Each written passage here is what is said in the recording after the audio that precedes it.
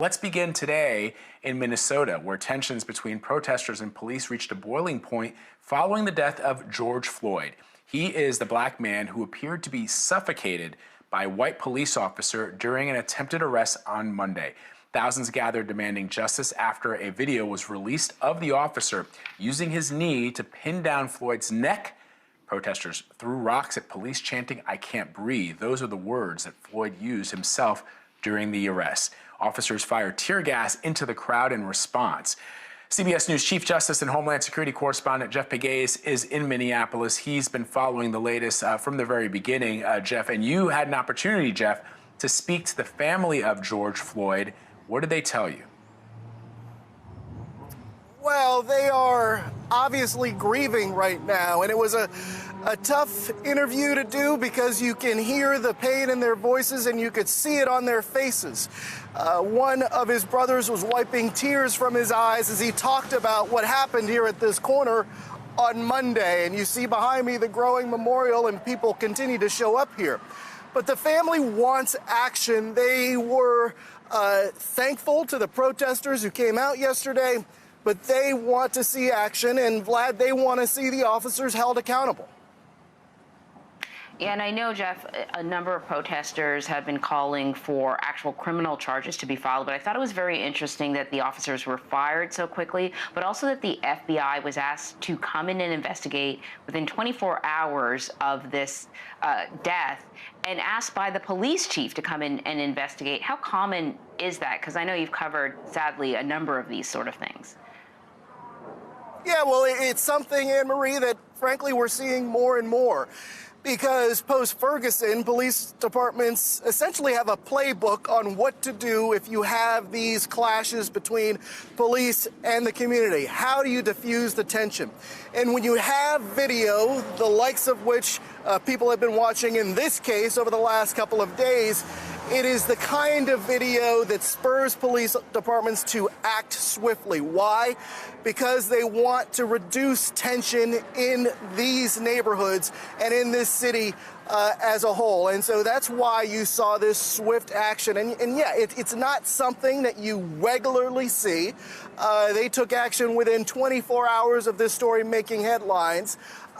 They fired the 4 police officers, but there is still this investigation, which is ongoing, and there are a couple of different investigations. And frankly, the family last night is telling me that they want to see what they view as an independent investigation. While the police department has called for the FBI to come in, that doesn't seem good enough for the family. They don't view that as independent enough for an investigation like this.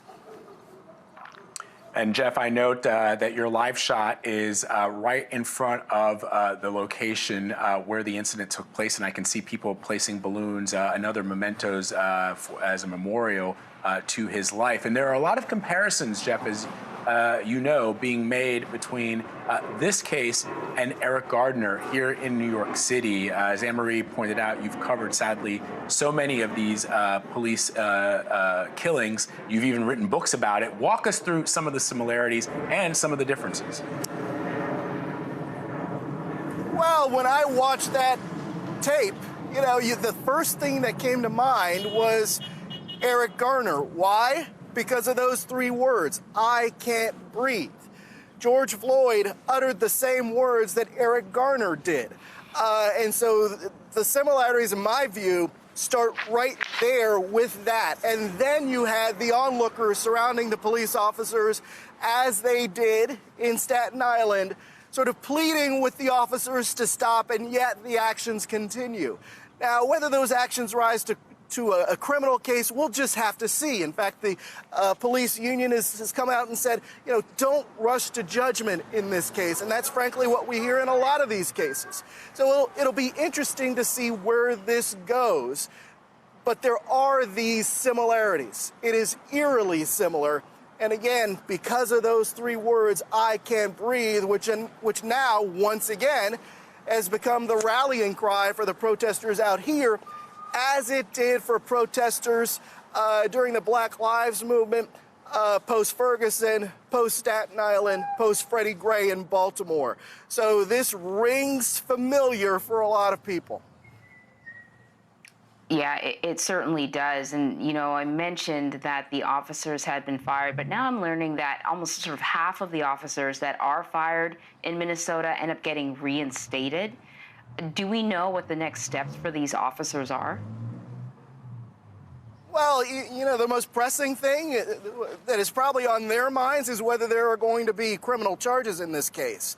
We don't know when that could happen. It could happen today. It could happen in 3 weeks. We don't know how fast they're going to move in this case. Obviously they have the video there, and that is a pretty powerful piece of evidence. And I just say the video, but there are really several different angles of different video. There's security camera that we saw from a restaurant on this corner behind me. That also offers a look at the beginning of this incident, of this interaction between George Floyd and the police officers. So where this goes, we'll have to see. Whether these officers will be reinstated, I'm sure typically in a lot of cities with police departments, you have a formal grievance process. It is something that they have in their contracts based on their collective bargaining agreements with the cities where they work. And so I'm sure that there is a process in place for them to potentially appeal this decision. I'm not exactly briefed on the details of that, but there usually is in cases like this. So we'll have to see where this goes. We'll have to see if there is a possibility that they could ever get their jobs back, because of what's on that tape. But right now, the focus of this community seems to be whether there will be charges against these officers, criminal charges, which again is something that you don't often see. It is difficult to bring a case against officers who are seen as just doing their job. And it is even more difficult to indict and convict police officers. So we'll have to see where this goes.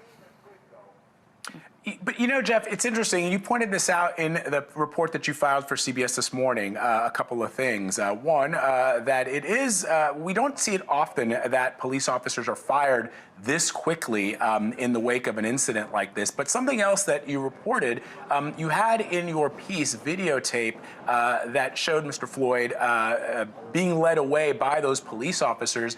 And according to the reporting out there, the police officers said that he was risking arrest.